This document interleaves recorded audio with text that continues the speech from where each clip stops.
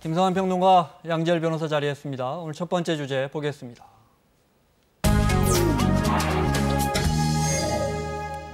지난 2012년에 MBC의 방송민주화 투쟁을 주도하다가 해고돼서 2년 전에야 다시 돌아온 MBC의 이용마 기자가 오늘 지병으로 50살 짧은 생을 마감했습니다.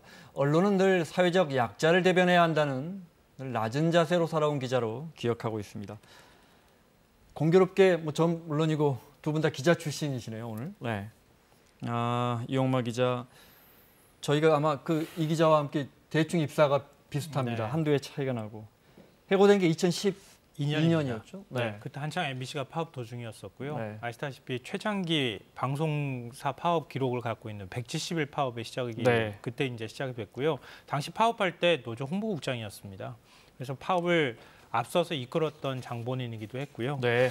당시 이명박 정부 시절에 이제 방송장악 시나리오가 시작이 됐다고 얘기하잖아요. 시사 프로그램들 다 없애고 눈에 가시였던 PD와 기자들을 이 취재부서가 아닌 다른 부서로 발령내고 경영부서로 발령내거나 아니면 아예 부서 명칭만 달려있는 부서로 이렇게 보내는 이런 과정들이 있었고요. 네, 거기에 네. 저항하는 저항하는 과정에서 방송 3사가 다 파업에 들어가는 이런 일이 있었습니다. 그때 MBC만 정말 제 기억에 아주 치열했었고, 네, 맞습니다. 아주 길게 갔죠. 네.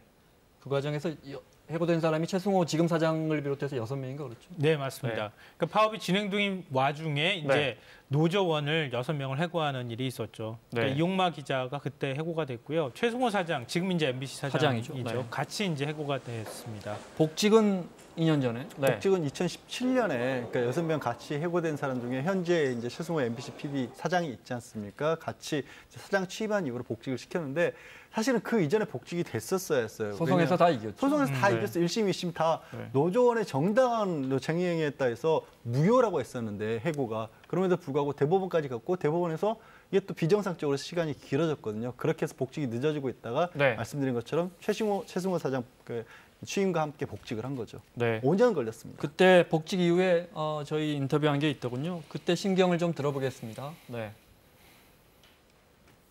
분노하고 분개했다기보다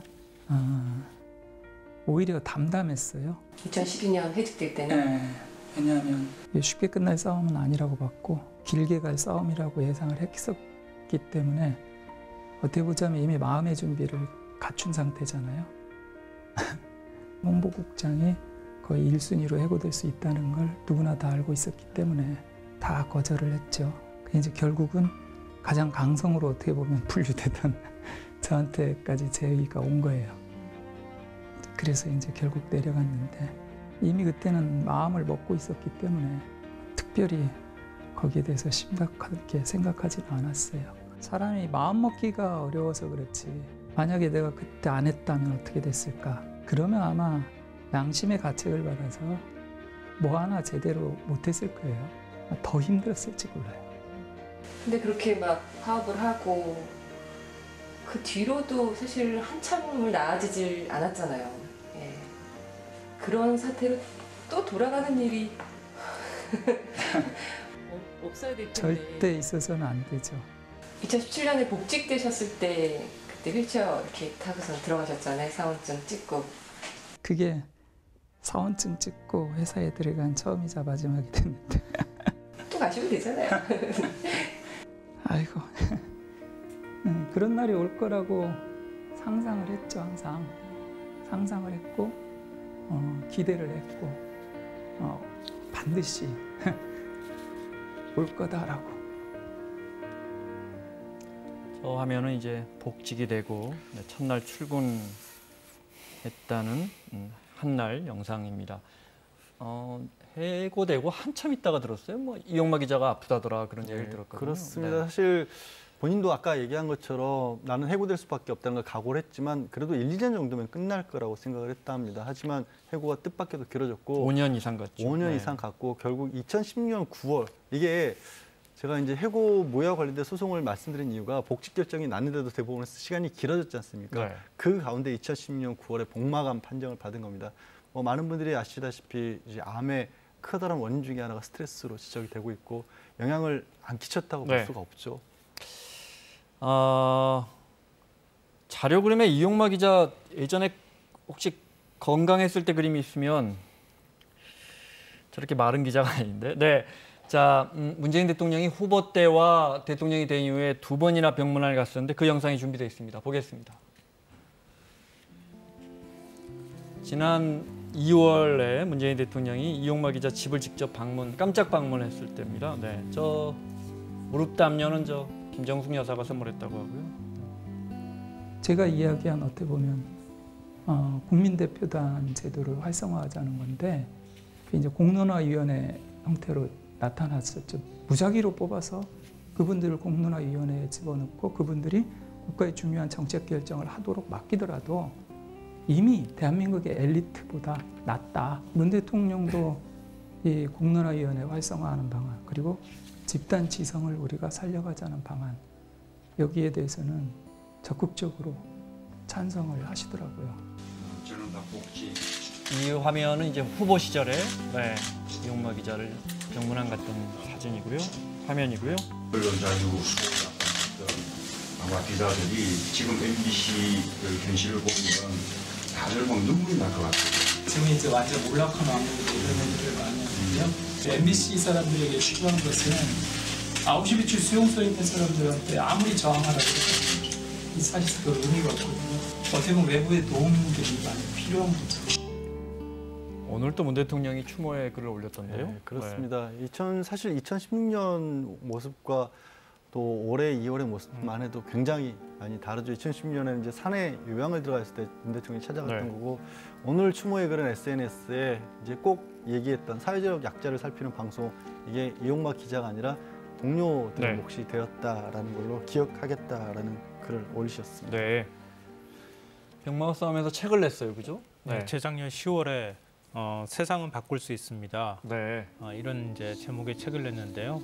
20년 동안 기자 생활을 하면서 쌓았던 경험이나 이런 거를 토대로 언론은 어떻게 해야 하는지, 어떻게 해야 제대로 된 언론이 돼야 될 수 있는 것인지 이제 이런 것들을 이제 본인의 경험담과 함께 쓴 책입니다. 네. 그때 왜 잠깐 이야기하셨지만 MBC 경영진이 저 기자들 제대로 보도할 수 있게 해달라고 했던 외친 기자들 뭐 아이스링크 뭐 이런 데까지 그렇습니다. 인사낸 거 있었잖아요. 그 예. 법적 처벌까지 받았죠. 처벌 받았습니다. 지난 2월에 아까 아마 올해 인터뷰가 그 날에 한희준 네. 인터뷰로 저는 기억을 합니다. 그때 처벌을 신사업개발센터라는 명목을 가지고 사실은 가서 보면 뭐 아이스링크가 있다든가 방송 소품을 정리하는 그런 곳에 네. 무려 맞아요. 37명을 소품실 이런 데 기자 보내고 기자를 그랬습니다. 보냈지 않습니까? 네. 그래서 그 부분들이 다 직권남용으로 유죄를 받았습니다. 그래요. 네. 근데 뭐 저도 개인적으로 가까운 PD나 이런 친구들이 그때 발령을 받았을 때 네. 저한테 회사를 그만두고 싶다 이런 얘기를 했던 기억이 나거든요. 그럴 때 제가 끝까지 버텨야 한다 이런 걸 그때 실제 용기를 많은 쏟아줬던 기억이 분들이 납니다. 또 나갔습니다. 네. 굉장히 힘든 시간을 네. 그때 많이 보냈었습니다. 장래는 MBC 사무장이었다가 시민사회장으로 바뀐 것 같군요. 네. 네, 당초 회사에서는 사무장으로 아마 치르려고 했던 것 같은데요. 네. 워낙 뭐 이용마 기자가 남긴 족적이 크기 네. 때문에 시민사회장으로 하는 방안을 현재 논의 중에 있는 것 같습니다. 아직 최종적으로 결정이 난 것 같아 보이지는 않고요. 네. 그래서 시민사회장으로 결정이 되면 원래는 상하이 MBC에서 마지막 이제 발인과 그 고인을 보내는 행사를 가지려고 했었는데 연결식을 좀 다른 장소에서 할 가능성도 있어 보입니다. 네, 알겠습니다. 지금 화면에 오늘 차려진 빈소, 오후에 차려진 빈소 모습까지 보셨습니다. 어린 쌍둥이 아들이 있어요. 네, 쌍둥이 아들에게 언론인들이 아버지가 이 기자가 그동안에 저 자유 언론을 위해서 어떤 일을 했는지 잘 기록해 두겠다 이런 말 전해주고 싶습니다. 끝으로 이용마 기자가 저 기자 후배들에게 남긴 말 마지막으로 한번 들어보겠습니다. 어떻게 보면 언론의 자유가 지금 정부에서 충분히 이제 주어지고 있다. 그런 상황에서 마음껏 나래를 펼쳐라. 기득권자들의 관점에서 쓸 것이냐 아니면 사회적 다수를 차지하고 있는 사회적 약자들의 입장에서 기사를 쓸 것이냐 이걸 이제 정해야 돼요. 그걸 분명히 하지 않으면 뭐 기레기라는 소리 계속 나올 거다.